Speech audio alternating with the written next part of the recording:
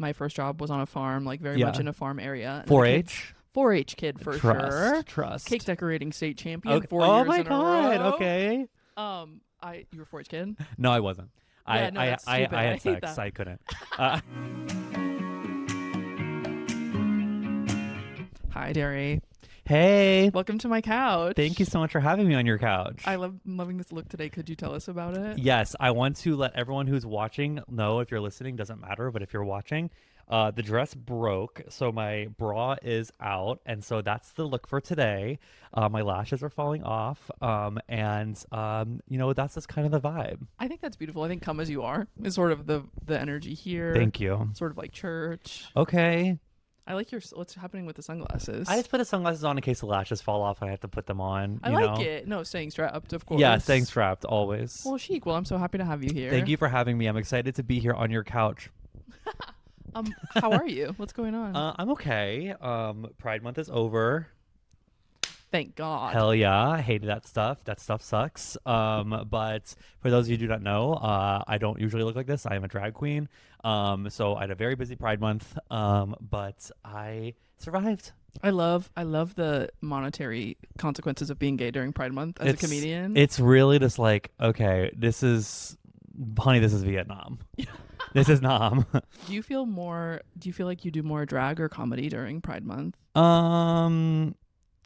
Is it ever comedy? Is it ever drag? You're so right. I don't know if I ever actually get to those points, but how could I dare separate the two? No, I do. It's a lot of comedy shows are like, it's the gay month, honey. We gotta get a queer drag queen on, and they're always like hitting me up for like, hey, you want $25 and a drink ticket? And I'm like, yeah, I do. God damn it. So I do a lot of comedy shows and drag, but that's the vibe. Sometimes I Uber to a show and then I get $25 and I'm like, broke even. It broke even. Trust. Or my $10. I can't imagine the getting in drag before a show, like the time investment that takes. It's really, really, really, really, really, como se dice, fucked up. I really don't like it. But the thing is, I do my makeup really quickly. I did my makeup today in 15 minutes. So it's like, other girls take like 2 hours. That's not your vibe. That's not my vibe. I'm like, throw it the frick on, honey, because I just want to get it over with. And you can tell with the way I look. It's not like perfect, but it's like, we got to do something, I think it's great. I think it's gorgeous. Thank you. Did you start comedy and drag at the same time? No, I did comedy first, and then I realized there was no money in improv. Hey, what? I know. Who said that? No money in improv, so I said, let me start doing drag. I worked at this theater, rest in peace, called the Crowd Theater in Chicago. It's like a little DIY space, and they were like, do you want to start a show? And I was like, okay. And it was like a weekend show. And I was like, I want to do it in drag. So I just like decided to start drag then. And then I kind of was like, oh wait, I'm actually decent at this. So yeah. Then I went off and did my own thing everywhere else. That rocks. Yeah. Holy shit. Have you ever done drag? I've never done drag. You'd be gorgeous. Thank you so much. I do I like barely do makeup. Yeah. You laughed a little too hard. No, I appreciate like when someone's like, it's like such a thing where like girls will come up to a drag queen and be like, honey, I wish you could do my makeup. And I'm like, you don't want that. You're going to look like Boo Boo the Clown, honey. I just don't do like, I think maybe because I just grew up religious or something. Like it was very like anti-makeup establishment. And then I just never like learned. Have you seen that video that's like how to wear makeup in a God-honoring way? No. You got to watch it, girl. It's really going to hit you right where you want it. Wait, is it the Girl Defined Girls? I don't know their names, but they're like two blonde girls. Yeah, absolutely. Yeah. I used to watch them unironically on YouTube. There are these two, Bethany and Katie, I think. And what are they up to? And their sister. No, because right now they're like kind of living out, like a little bit. Okay, fierce. I like occasionally I'll see a TikTok. Okay. Because I still like to keep up with them. But like living out in what way? Like, okay, not in it. Okay, they're obviously we have to meet people where they're at. Right. So they're like, I thought about voting for Kamala. I thought about it.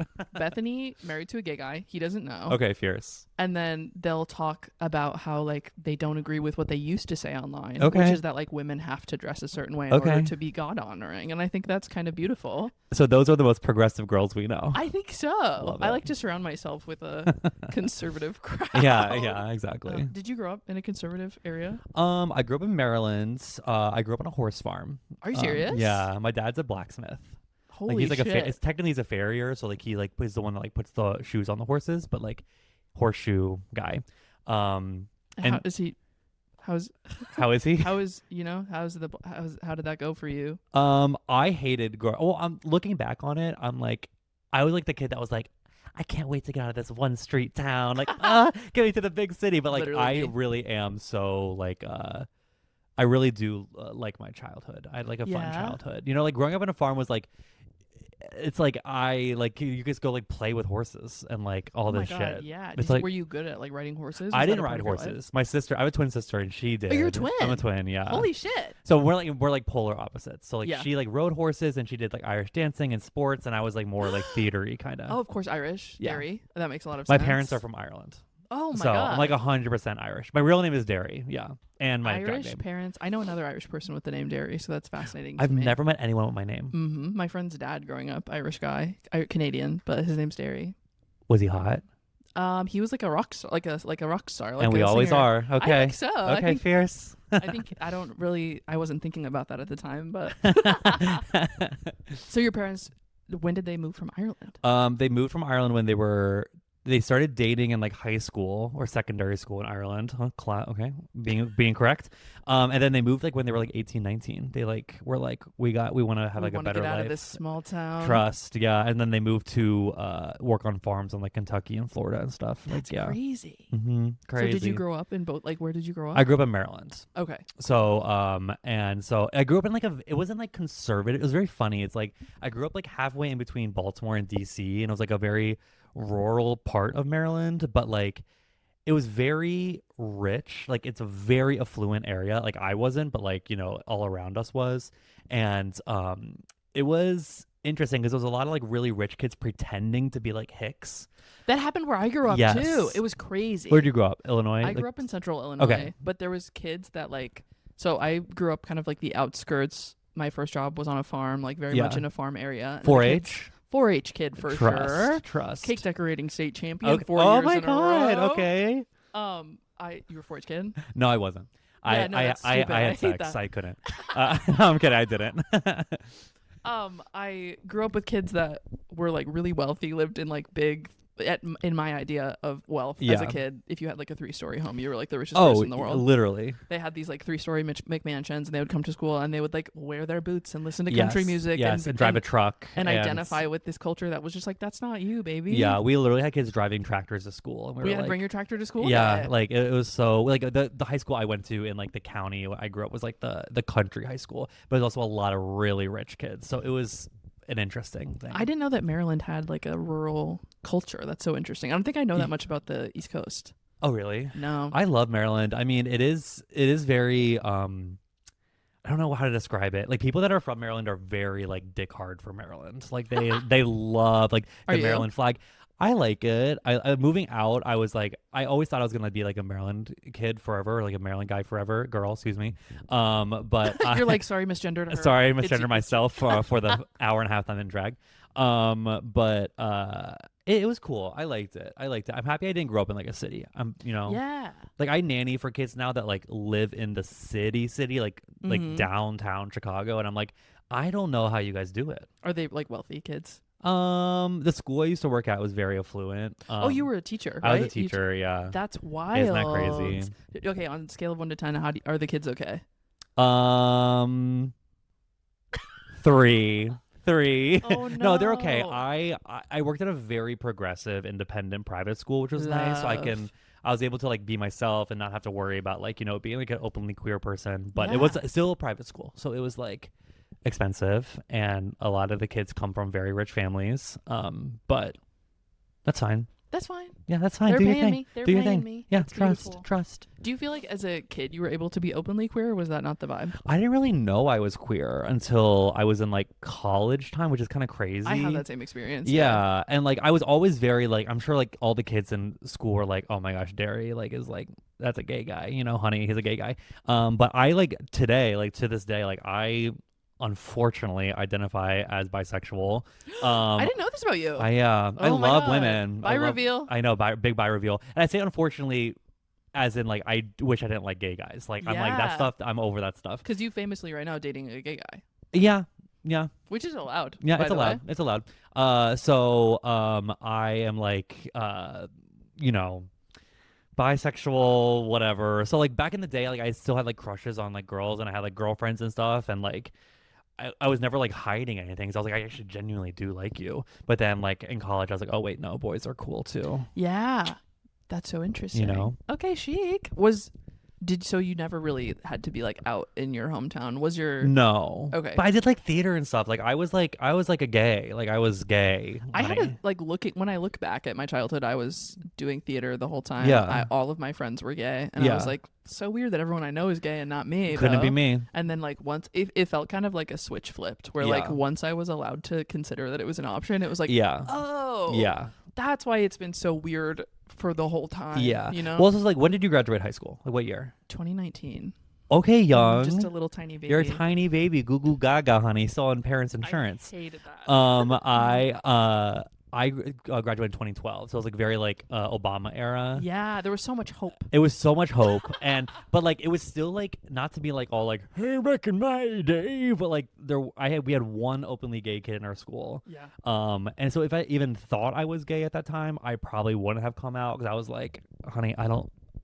There's no one around me. Like I'm pretty sure when I came out to my parents, I was like the only gay person they've ever met. You know what I mean? I knew one gay person, and it, at the time was my best friend in high school. Lesbian? No, gay guy. Okay, gay guy. Good. Love gay guys. I was a lesbian, but didn't know I was a lesbian. Sure. Made best friends with this guy. Everyone thought we were dating. We were not dating. Classic. My parents were like, you can't date a guy. We're like, you're not allowed to date. That's when you know it's like you want to date a girl, but you can't even date a guy. That's how religious it is. Exactly. Honey. But I basically told my parents, like, my friend is gay. I'm not going to date him. He's gay. Okay. And they were like, did his parents kick him out or anything? Yeah. I said, no. My dad says, that'd be different if it was you, which is like really fucked up. Oh. And so then, as in my little head, I was like, I don't know what that means, but I'm saving this information. Like, I'm storing it, honey. I'm storing this information for later. And I still didn't consider that I was gay at the time. I was just like, this is really important to flag. Yeah. You know? Like as a kid, you kind of internalize. Yes, I know. I remember like there were like times where my dad, we would be like watching a movie and to be like gay guys. Okay, here's the thing about my dad. I love my dad. My dad's incredible. Yeah, Irish little tiny Irish man. Oh, love him. But like he's the kind of person that was like, he was like, let's watch Glee, but he would skip through all the songs just to get to the plot. And I'm like, what are we doing? But like whenever it was like a Kurt scene or like a gay scene, I always felt uncomfortable, because I was like, I feel like they don't support this, but we just never really talked about it. You know, that's really sweet that he was watching it though. Was it because you liked it, or did no, he just independently really like watched Glee? it after I stopped watching it. Like he continued to watch it. He was like, Brittany's just so funny. I'm like, clock it, okay. My best friend in high school was closeted as gay most of the time. We both bonded over. We loved watching Glee. And I would watch like YouTube mashups of Britney Santana, like watch like edits with them being in love. And then my best friend would skip all the songs and only watch the gay male plot. Yeah. And we were both the whole time like obviously very straight. Like we would, like people would think we were like having sex after a dance, but we would just be watching the gay parts of Glee together. Exactly. Skipping through all the bullshit, skipping through the Mr. Schuster stuff, we gotta get to the Kurt and what's it, Darren Criss? Kurt and Blaine. We have to skip the thong song to watch Kurt and Blaine. Trust. Exactly. So Derry Queen, what are you starting a cult for? What am I starting a cult for? There's a lot of things I'm obsessed with. I would this might be controversial. I love, and I don't want to hear any hate out there for this. I love grocery store made guacamole. I love it so much. I have an entire like big tub of it at least once every 3 days. That's fascinating. It's really bad. Is that like medium healthy? I don't eat guac. Is it good for you? I don't know. It feels green. It's green. Huge. It's green, and it's like it's not fried, so I'm like, okay. No, I love that. What's your grocery store of choice? Jewel Osco. Usually you can get like with your membership, you can get like a giant thing of guac for like $3. That rocks. Have you been to this is a little bit of local lore, but have you been to Salsa's? No. It's like a locally owned grocery store, probably like a block away from us. Like not that far, and they have the most delicious prepped guac. We'll grab some. Okay, perfect. Because I don't want to be like, there are grocery stores out there that I'm like, or not restaurants out there that like I'll get the guac and I'm like, oh, this is fine. There's something about like the shitty grocery store guac that I'm like, this is what I want. Is that weird? No, sometimes something has to be a little bad for it to be comforting to me. Yes, I yes. completely understand what And you're it's also saying. like, you know what you're paying for. I'm paying $3. Avocados are so expensive. I don't even eat avocados. I don't No, like because avocados. it's not worth the risk to try something that's expensive. I completely resonate. I'm such a like creature of comfort, and I'm like, It's why diner food is so good. Like, there's something about like, this is going to be gross, and I'm so excited. I love diner food. What do you got? I always judge a diner based on their hash browns. So like, Yeah. I'm a must with hash browns. Yeah, I just do like a breakfast plate, like I'm like a grandpa. Yeah. Like I do like my little scrambled eggs and hash browns and little breakfast meat. And that's turkey bacon. You ever get like a panini? No, because I'm as of the last year, I got diagnosed with celiac. Like I am allergic to gluten. I am borderline celiac. You're on a gluten intolerant journey. I'm very gluten intolerant. I'm very dairy intolerant. No. And I have IBS. Like, I have a really, really fucked up stomach. Classic bisexual. Classic, honey. Classic. But I don't drink coffee or anything. So it's like, my stomach is just like going through it. Really bad time to have a cyclospora outbreak. Trust. I'm watching that lettuce down. You're like, it wouldn't really change much for you. No, though, it really would wouldn't. I would not know if I have it, because I'm constantly, honey, whipping, be shopping, and I be shitting, honey.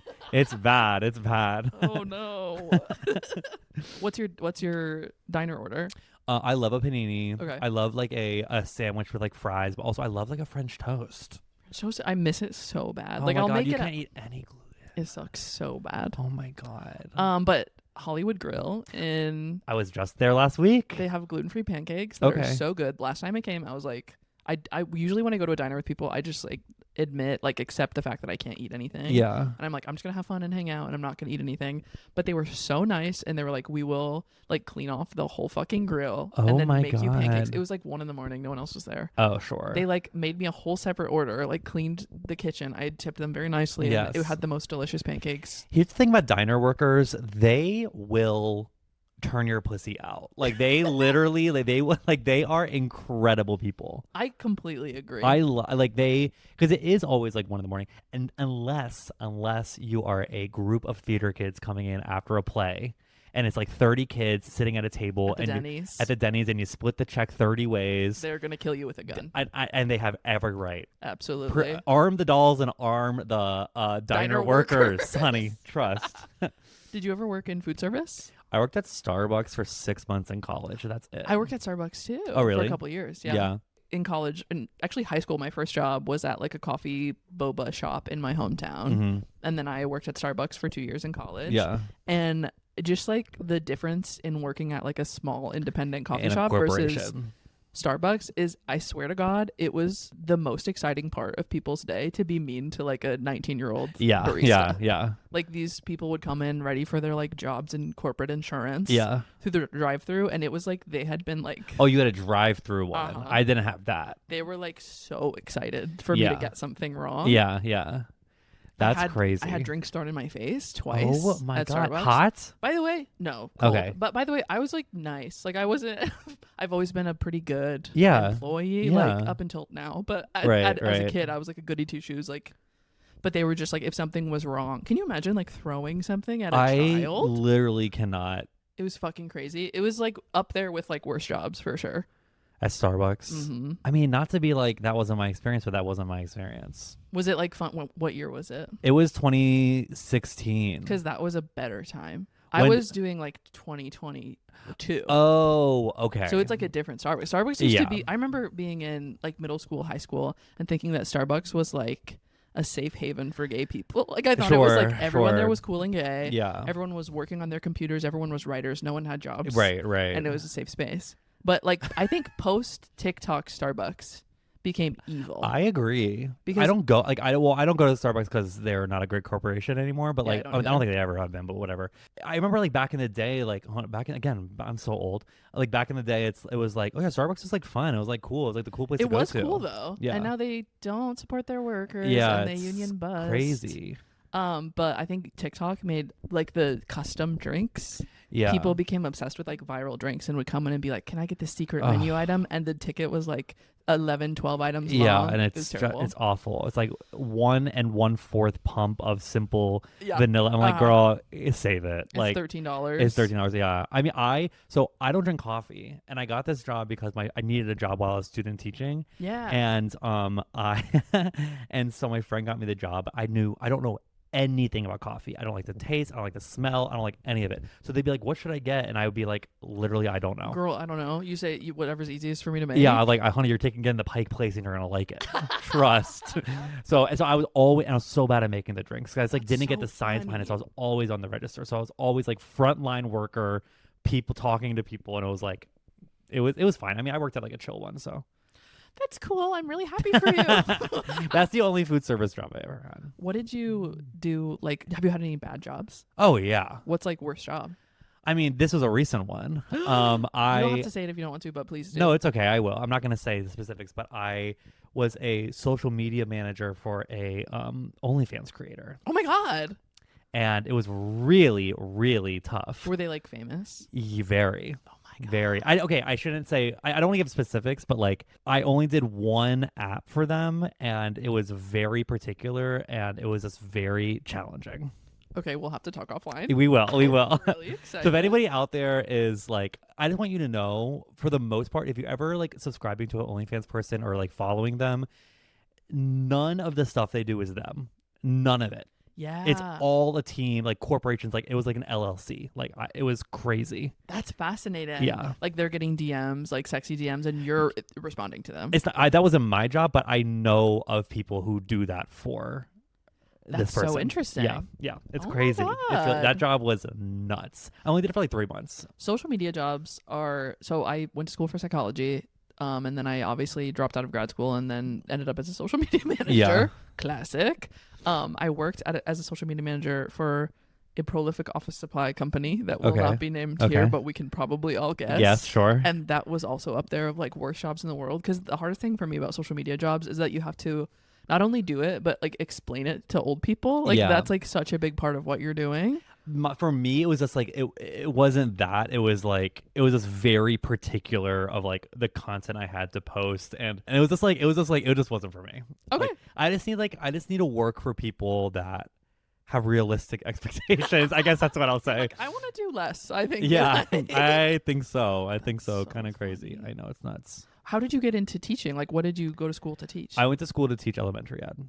And Okay. so, I originally went to school to be a speech pathologist, and then Okay. I was like, too much science, not for me. And then I was like, I'll become a teacher. And so then I was a teacher for 8-ish years in Chicago. I taught 2nd grade. That's fascinating. And then I was in administration for 2 years. Holy shit. I know, it was like crazy. Like, why did you stop? I was just so burnt out. I turned 30 and I was like, I shouldn't feel like this at 30. So many of my teacher friends are like hitting that Yeah. place of, I don't know how long I can do this. Like, this is It's- not a sustainable career. It's really not. And it's like there are a lot of perks. Like obviously you get your summers off. The hours are pretty good. Like you get to leave at like 3-ish if that's like part of your job.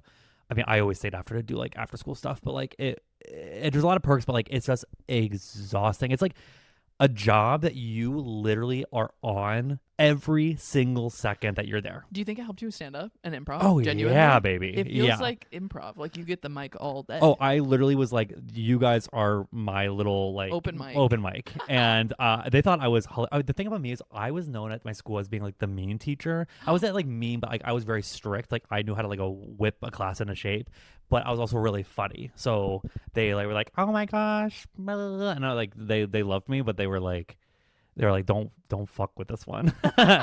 This For one's real. scary. A little bit. So they used to call me when I was being mean. They used to call me Scary Derry. They'd be like, "Don't be Scary Derry." Are you kidding? Yeah, so Wait, funny. they're so funny for I know, that. I know, they're funny. Yeah, It's like people with a drunk alter ego. I yeah, love that. exactly.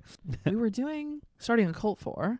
And Yeah. you were starting a cult for grocery store guac, and in a very similar vein, Yeah, I will be starting a cult for chicken salad. you enjoy that cult. I'll be setting that one out. I Mayo just- based. Mayo based. Ugh, I don't do anything mayo based. Do you do a Greek yogurt? Are no, you open to hate anything white. Like I- white. So okay. it? No, hold on. Nope. Hold on.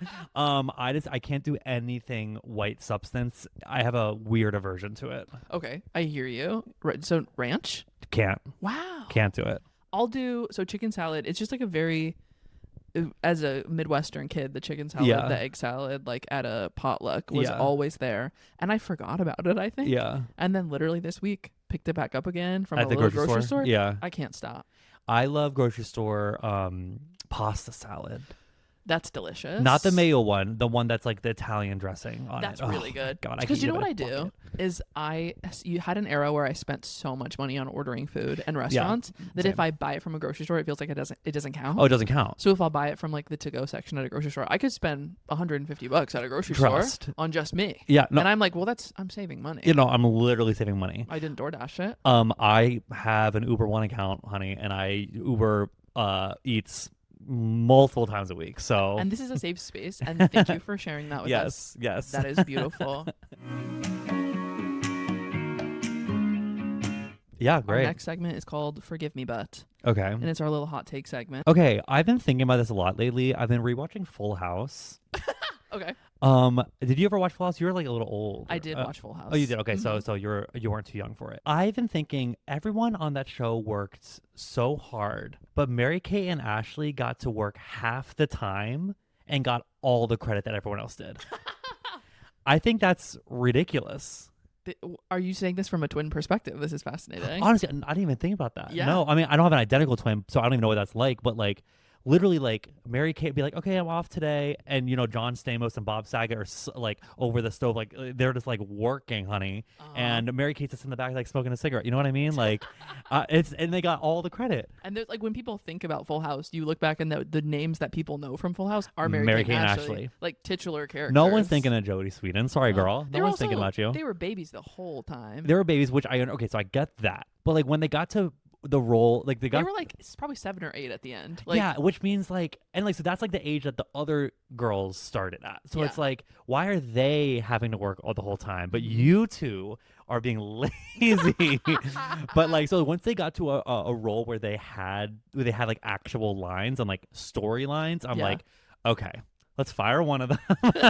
They can go do something else, and let's just have one on set. I'm pretty sure I used to, when I rewatch shows, I like to go to the internet. I like to get really high and then look up fun facts about Full House. And I'm pretty sure there was some of that at the end where like one of them didn't want to do Full House anymore. Okay, fierce. Love that. So maybe just think about that. Did you ever watch their movies as a kid? No, my sister and I never really got into them like that. I just watched Full House. I was really, so my family, like when as I was going into college, my grandma was really into Hallmark movies. Okay, yeah. And we were really into Candace Cameron Bure for a while. Yeah. And then She went the other way. then she went down a path that I cannot follow her down. No. She's going to go there by herself. So tough. That's what talks about too. Like it's probably her and the twins that are the most popular from the show. And it's like Jodie Sweetin is the only ally. Yeah. I'm sure that the twins are too, but we don't hear from them. We don't, and that's fine. You know what? They need to live their life, and they need to be fine. But like, they're not going to the Pride Parade, honey. And Jodie Sweetin is. She's having probably. I think so. I follow her on Instagram. Is she a lesbian? No. No, but I think she's bi, or I think she's like talked about being part of the queer community. Okay, fierce. Or how like impactful the queer community has been in her life. Okay, I love that. Which is sort of chic. Okay. You love this word chic. Chic count. We have it on the screen. Oh my gosh, I didn't even know. I like to pick a word, and that's my word of the week. Yeah, and chic is right there. Chic is it right now. Okay, for fierce. sure. Wow, yeah.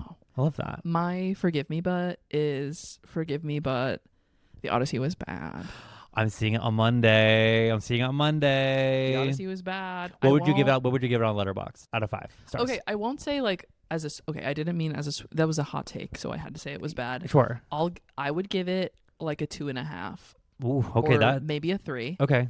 I think that so much of what people are, I guess it just depends on what kind of movies you like. Sure. If you are a person that is really interested with like the technicality of how a movie is made, you'd probably think it was a really good movie. You're gonna goon out. Yeah, you'd freak out. Yeah. Because I haven't heard the word goon in a little. Goon count. Goon count.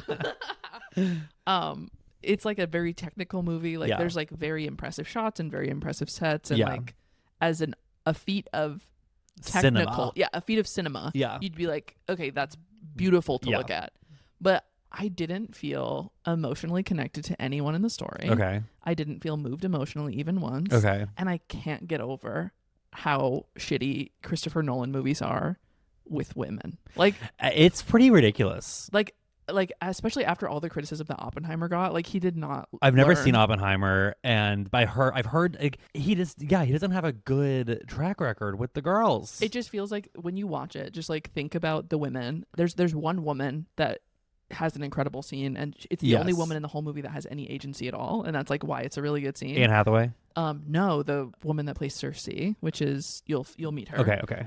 But yeah, no, Anne Hathaway's character, Lupita Nyong'o's character, no agency at all that these women have, so you just like don't feel connected to them. Yeah. So since I don't really care as much about like the feat of cinema part of it, I care about like what did I feel while watching it.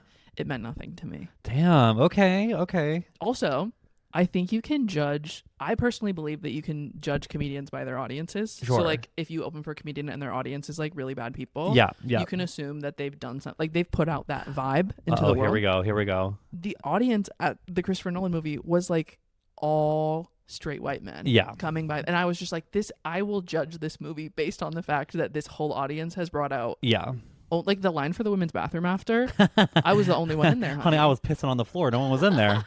Trust. But I was just like, oh, I don't really want to be at the theater, and this is the vibes. Yeah, you know? I'm seeing it next week. Me and a bunch of queers, honey. We're going. Okay, perfect. I have literally like a bisexual, a non-binary, a trans girl. Like we're like you've hit all the letters. Exactly. Yep. We're just missing an asexual, but we'll get there. I'm sure there'll be one in the crowd. Or just incel. You take a poll. Yeah. Yeah, exactly. But we're seeing it in like we're going to the suburbs to go to like the that's where we went, to Woodridge. Okay, yeah, that's where we're going.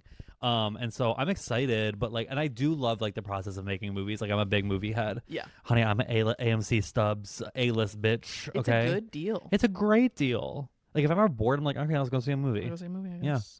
We should go see a movie sometime. I would love that. I'm trying to get more into, like, I was never a movies person, but I think it was like an attention span thing. Like, I just couldn't sit through a whole one. I've dated so many people. Okay, brag. I've dated so many people that are like, I can't watch movies. Like, I won't go to the movies with you. I just can't pay attention. I'm like, that is interesting. Is that a deal breaker for you? It's not a deal breaker. I never broke up with anyone for it. But like the guy I'm dating now, we love watching movies, and like it's like so much fun. Like it's just like, you know, we'll always like be watching something when it's not The Real Housewives. We're like, let's throw on a movie. You know, what's something that you saw recently that you loved?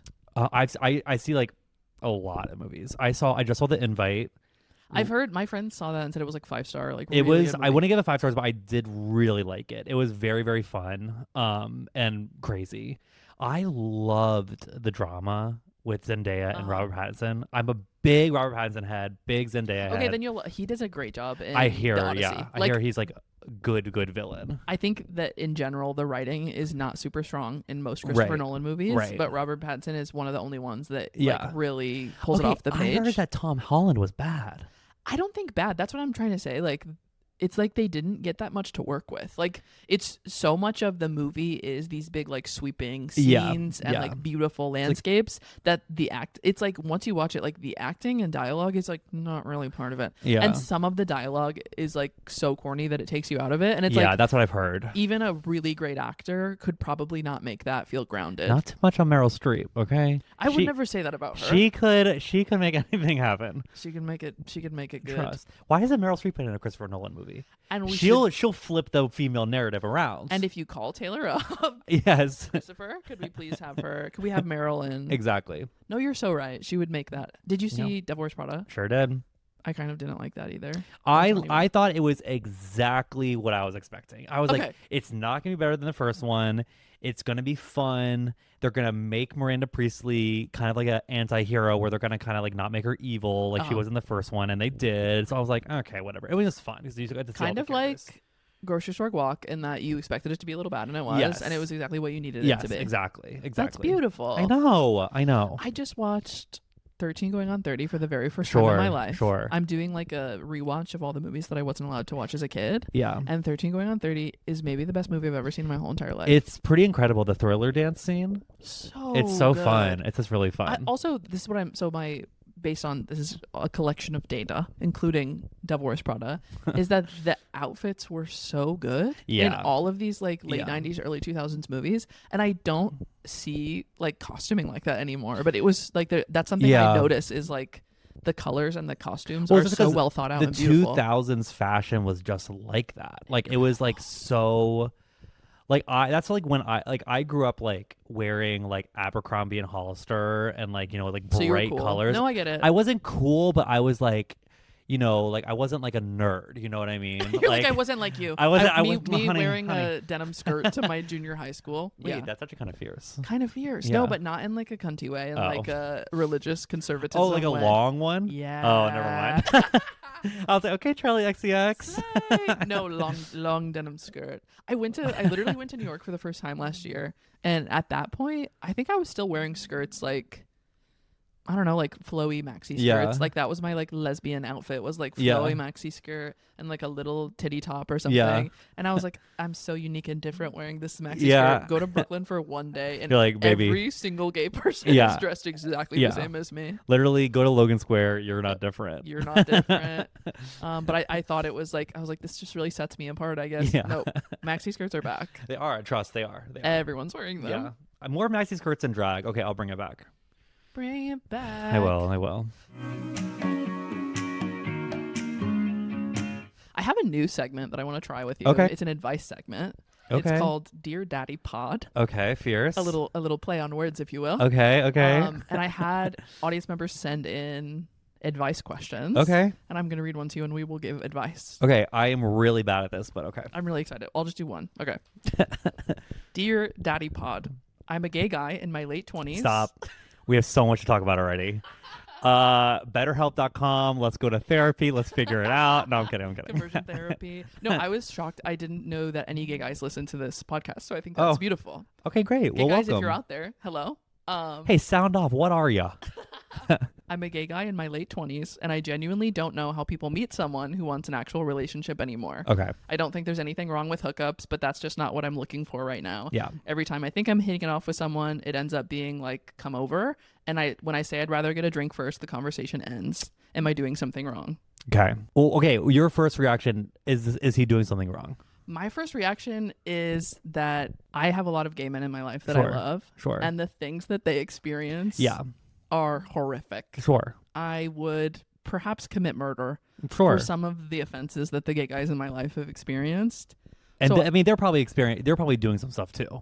Oh, absolutely. They're not guilty, honey. Well, that's what's so hard. I'm like talking about the things that gay men experience in relationships, but it's also the things that straight women have been experiencing in relationships for centuries. Sure. You know, but with just like emotional immaturity coming from both sides, which is like a really interesting dynamic that's specifically evil to gay guys.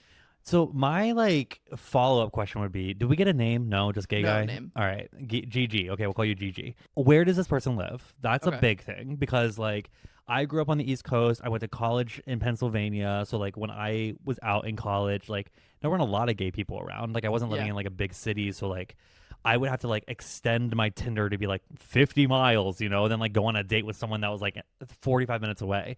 But like if you live in a big city, I mean, I know you said that like the apps, like people like just don't take it seriously, but like, honey, what apps are you on?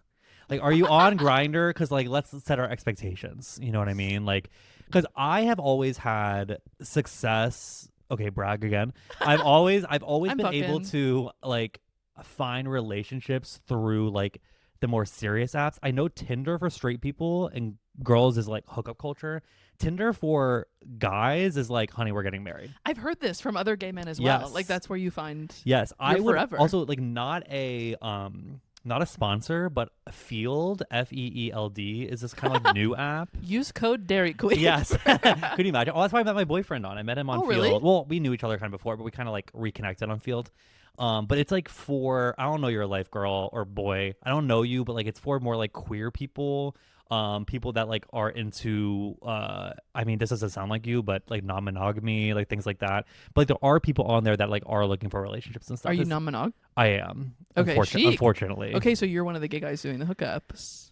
Yeah, but like not really right now. It's like I have a partner. He's great. He has another partner. I don't. So it's like kind of one of those things where it's like I think of my other partner as like my career. Like my comedy. It's like I'm so busy, I can't have two partners.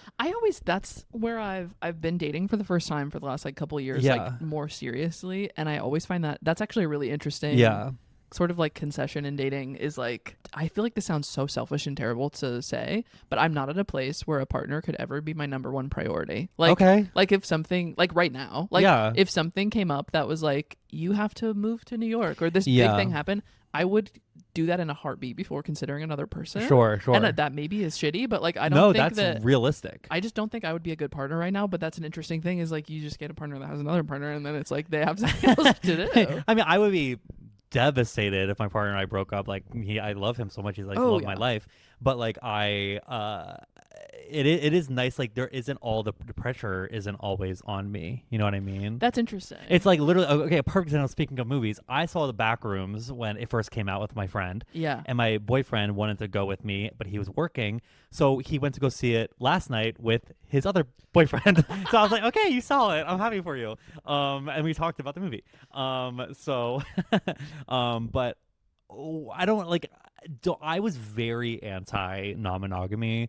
I had a relationship that like kind of halfway through the relationship, they sprung on me being like, I don't want to just be monogamous. I was like, oh, don't know how I feel about that. It was really hard, but like now I'm like, I think it's for the best for me at least. I mean, it's everyone's their own stuff, but I guess my take on non-monogamy or poly is like I don't have to have a take on everything. Sure. And so I think so many people do. I think so many people are like, that's weird. I'm going to hate it. Yeah. And it's like, I get it. Like, I get why people are like, that is strange. Well, it's just because like for thousands of years, there's been the concept of like, you find the love of your life and that's your one person and you die hugging them. And I don't even know if thousands of years though. I guess, I feel like maybe that's fresh. But I get that's interesting. So is this your first non-monogamous relationship? No. You said not to brag. Not to brag, but honey, no. No, I've never dated someone that's had another long-term partner, but I've always been in like an open relationship where it's like I mean, I personally am not like hooking up with people. Like I don't really care about that. I'm like, I'm fine. My boy, okay, me being like gooning over my boyfriend on the pod. I'm like, you being in love and stuff. Yeah, Gross. crazy. I'm just like, oh, he's so hot. I don't really care about anybody else. But like if the opportunity came up, I'd be like, okay. And if he was like, I'm gonna go hook up with this person, I'd be like, okay. Yeah, that's fascinating. Yeah, I know it's kind of weird. You're happy and stuff. So, and you're depressed? No, I just like. Yeah. Okay, representation. I guess representation. I know. Non-monog representation. I know. Yeah. It's like, okay, when I say I'm bisexual, I need to be clear. I don't think I could ever date like a like straight girl. They have to be a little bit queer. That's absolutely. Like I love like a like masked lesbian that will never fall in love with me because I'm a guy. Oh, chic. Yeah. That's kind of hot. I get that. So you're like attracted to the masculinity. Yeah. Okay, that makes a lot of sense. I like the like I don't know, like the juxtaposition of like a girl that's very masculine or like a boy that's very feminine. Yeah. Or I don't know. It's just like I just think it's interesting and I think it's cute. I'm learning lesbian terms. And recently, like you have like your chapstick lesbians and your lipstick lesbians and your futch lesbian. Futch? What's that? It's like femme butch. So femme butch. A lesbian that will like maybe have like a short haircut, but also wear a lip gloss and a mascara. Okay, what are you? I don't know. You got a category. What am I? I don't know either. Comments. I don't know what kind of lesbians we are. But like a butch, like mask, like physically person that will like have these little feminine characteristics, like a little lip gloss, a little mascara. So hot to me. Okay, I love that. But you're saying the juxtaposition of the mask and femme together. I don't know. Is like, it's fun. It's like sexy. I don't know. I just like people that are like truly like themselves. Absolutely. Which is like so gay to say, no, but I'm like, it really is. People don't have that. Like they're not. There's like this little like robot in there. Like there's no Warren Bossing say. Like they're like little robots in their brains. I don't even know. I know. It's great. It's great. I guess. I don't know. Anyway, gay guy. We forgot. Oh, we forgot about you. I would just say like. What was it? It was like, how do I get my dick sucked? Just like I don't want to hook up as a gay guy. Opposite. How do I date? I mean, I just think you just need to be like intentional with the conversations, and people might block you, and I know that sucks, but it's like you don't want to fuck with them anyways. Then it sucks. I've had a friend that gave me this advice. Our friend Rogue actually was really sweet to me. With like I was getting frustrated because I was going on a lot of dates, and then like. We would want different things and it would suck, but they were just like, in order to find your person, that's what you have to do. Exactly. Like kind of just like suck it up. If you want a different thing than the person you're on a date with, you're not with the right person, and like then you're one step closer to finding that person. So like, it's hard to continue to put yourself out there and be rejected. It's the same with like my friends that act and do auditions. Like it sucks, but it's kind of also a necessary evil. We are surrounded by like straight culture that is like my twin sister got married at 23. You know what I mean? Like she dated her high school boyfriend. That's fascinating. So it's like the straight culture is very like, okay, get married your mid-20s, have kids by 30, have your 401k lined up, and all that stuff. And like, I don't know a single gay person with a 401k. No, honey, I'm looking for anyone with K, honey. It's like I can't do all that. So yeah, it's like there's a lot of pressure around us to like find the right one and settle down. And like, I don't know, I just turned 32. I'm still in my young 30s. I heard like being 30 is like, in your 30s is like the best time of your life. So like, I've heard that it's like your sexiest time too. Yeah, and you're what, 20? This person's like 29, right? Yeah. So like you're on the cusp of. You're so young for gay. You're so literally gay people live forever because they all start a podcast. Thank God you're gay. That means you're never gonna die. Yes. And I'm so excited for the long love life that you have ahead of you. Would you want to die or live forever? I would want to die. I want to live forever. You do? I think so. What would you do? I don't know. I don't know. Just have fun and stuff. I don't know. I just think I would like to stay forever at like this age. I don't want to be like old. That and, like, makes sense. That, you know what I mean? I had the kind of, not to be a little dark with it, but I had sort of an adolescent experience that was like I could not picture myself getting past the age of 19. Like I just thought like I'm never gonna get older, and so now I'm like thinking about like aging for the first time, and I'm kind of hyped about it. I think it'll be fun. But I don't think forever is for me. I think That's it's fierce. like I think it's a little more fun to like ride it out as long as you can, and then on to the next adventure. Yeah, you know. What do you think happens when we die? Oh, don't go there. Don't go there. I am very I don't want to upset people, but I'm very anti-religion, I think that I think this is all one big science experiment kind of, and like we are here by like an accident, and it's like when you die it's just like lights out. Which is so scary. I don't want that to be the case. No, but thank God you said that, because I have so many bisexual people and gay people sit on this couch and they go, I don't know, it could be anything. But you had a take, and I appreciate that. I mean, I'm just like so like I genuinely, and I really respect people. If you are religious in a way that is healthy, I'm like, good for you. You have a belief system that is getting you through life. I just genuinely do not understand how heaven is a thing. Yeah. I don't get it.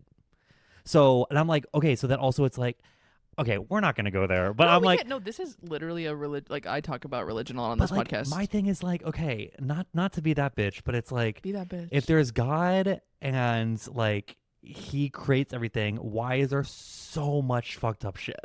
Yeah. So much. It's like the world is like 85% fucked up shit. And then as a kid, I was a really religious kid. Yeah. I would ask that question to pastors. Yes. I would be like, why did God let this really terrible thing happen? And they would be like, it's because there has to be bad in order for there to be good, and God made sin so that you would love him more. And I was like, what kind of like narcissistic fucked up shit is like, I know. Oh, well, there's child slavery, so then you would love him more. Yeah, I know. It's literally like I can't wrap my head around it. Like I did grow up religious. Like I grew up Irish Catholic. Yeah. So it was like a religious that it's like we just go to church. We don't talk about it. We don't really pray. More like whatever. Cultural than like. It was cultural. Personal. It was like, and my parents, God bless them, I love them. They were like, once you turn 18, you don't got to go to church. We don't give a shit. You know what I mean? Yeah. And that's what happened. So, but I do respect people that like have a religious belief and they live by it. Yeah. But for me, it's just, honey, it's not for me. It's not for you. Not for me. I think I have OCD, and I don't think it was ever meant for me to have like a strict rules that are like you will or will not burn for eternity if you behave that way. I don't think my brain could process religion in a healthy way. No. It's like, and also this is how anti-religion I am. Okay. And this is a very, very controversial take for a gay guy, for a bisexual guy, excuse me. Don't come for me in the comments. I do not believe in zodiac signs.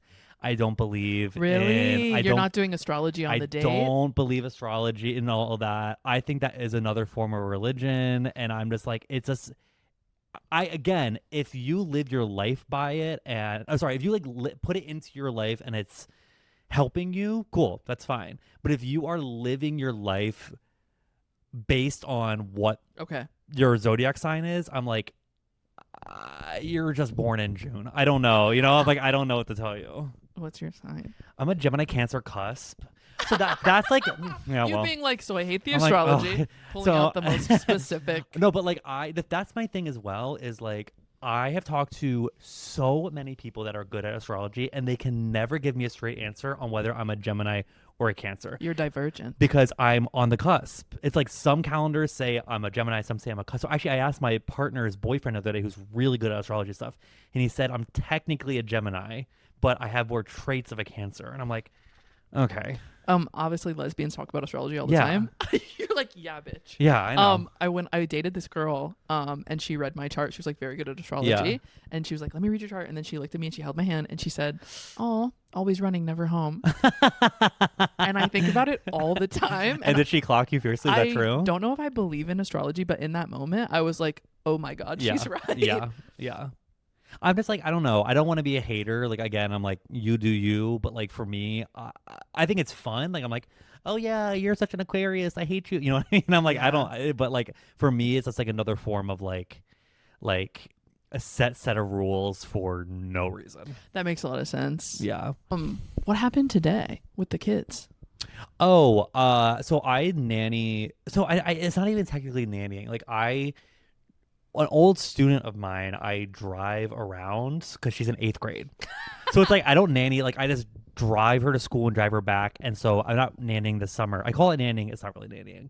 But like one of Chauffeuring. Exactly. I have a little cap and a little suit, and my Hyundai accent, honey. But one of her friends needed a ride to camp, so I've just been like driving her to and from camp. But like it's like she lives in the West Loop, so if you don't know Chicago, it's like we're like more north, and so like it's like a big drive down. Then I have to drive her back up to where we are. Then I have to pick her. It's just been like a lot. Yeah. But it's like it's literally like just hanging out with like an 8th grade girl. Which sounds so creepy. I shouldn't have said it like that. But it's literally just like driving around like an 8th grader and just like talking about like boys and Olivia Rodrigo. That's so fun. Which is like literally like my vibe. So did you like the new album? I haven't listened to it yet. Oh my God. I know, which is crazy. But I've heard it's great. What do you listen to? I listen to a lot of pop music. I really, really love disco. I listen to a lot of disco. Do you feel like that influences your like, I don't know, your sets as your, what do the queens call it these days? My performances. I mean, when I'm doing a drag show, I like to mix in comedy with my performances. But if it's just like a normal drag show where I'm like, it's just gonna be a bunch of people in the audience, they don't want to see comedy, I'll do like a disco song or like, you know. Oh my God. I remember, obviously this is viral and you've probably talked about this before, but you leaving in the middle of a set is one of your most iconic videos of all time, is you performing. I was performing Since You've Been Gone, and then I left the club and drove away. Lip syncing the whole time. I was. So beautifully. Thank you. That's Thank stunning. you. You keep saying not to brag, and I just need to add in a little anecdote of my own personal life, which is that I just ran into an ex. She's a tech. Okay. I ran into her backstage, and I was like, "How are you doing?" And she just goes, "I'm having a lot of sex lately." What? Why would you say that? Then she goes, "Not trying to brag or anything." Okay, a girl after my own heart, honey. But it reminded me so much of you. Also, just like it was funny, and also something I've absolutely done something like that before. Like where you see an ex and you get nervous, and you're like, no hard feelings, but that was really funny. I avoid my exes like the plague. Oh, you don't have relationships with your exes currently? No. That's sorry, I didn't mean to interrupt you. My high school girlfriend, we also dated a little bit into college. When I broke up with her, I was like, I think I'm gay or bi or something. I need to break up with you to figure this out. And she was like, really, she didn't understand it. Years later, come to find out, she's like, oh wait, I'm a lesbian too. Slay! So she just got married. So we're kind of still in talks a little bit, but all my other exes, not really. Wow. That's one of my favorite things about being lesbian, is that everyone still knows their exes. Yeah. And it's sort of beautiful. Yeah, it's really, I mean, I don't have anything against my exes. I've had like 3 or 4 like serious relationships, but I'm sure it's not easy I have like a couple exes that like knew me before like I like had a career doing this, and I'm sure like they probably still follow me on Instagram and they see me like post like crazy things that I'm doing, and they're like, I don't need to see you like dressing up as Sadness from Inside Out and like killing someone. I don't need that in my life. Oh my God. What's your Instagram? It's Dairy Queen, haha. A perfect place to see Derry dressed up like Sadness from Inside Out. Yeah, somewhere on there. Yeah. I am doing my half hour in Chicago coming up. It's Hannah Beck and Friends at the Lincoln Lodge on August 14th. If this comes out before then, please come to that. Oh my gosh, I won't be. I'll be in New York then, so I won't see it. Well, then if you're in New York, go to Derry Show. And Okay, if you're perfect. in Chicago, come Perfect. to mine. And then if you want to submit to Dear Daddy Pod, our new segment, Yes. you can fill out the Google form in my bio. And I'll see you next week. Thank you so much. Bye. Bye.